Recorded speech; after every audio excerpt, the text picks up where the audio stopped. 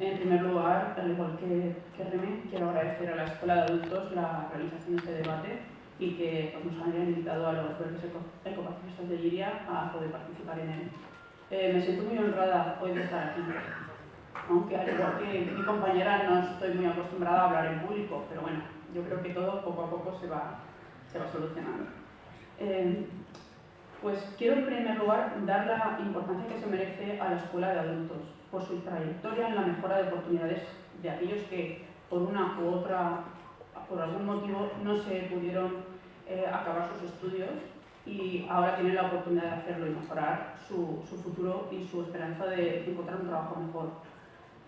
También quería aprovechar la ocasión pues, para felicitaros por unas propuestas tan chulas que he visto en internet, como por ejemplo la que hicisteis, la de Yoduk, la casa de casa, por ejemplo, que se trataba de llevar tus propios utensilios para comer o beber de casa sin utilizar plásticos, que la mayoría, como todos sabemos, al final acaban en la basura y no son reciclados.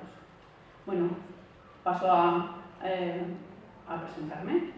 Soy Marta Resa, estoy casada, tengo 2 hijos de 10 y 17 años, trabajo como administradora de junta directiva, de la cual también formo parte, y llevo la gestión de una ONG valenciana desde hace más de 17 años, donde además del trabajo administrativo y contable, también realizo con frecuencia diversos trabajos de voluntariado y campañas solidarias. Desde que nací he estado vinculada al INE. No, que te digo.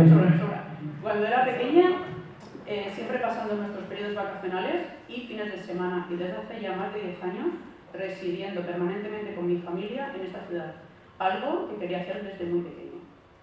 Mis hijos son estudiantes de colegios públicos y se han adaptado tanto aquí que ya no quieren ver su futuro fuera de Lliria. Aquí tienen actualmente su lugar y sus amigos y espero que lo consigan.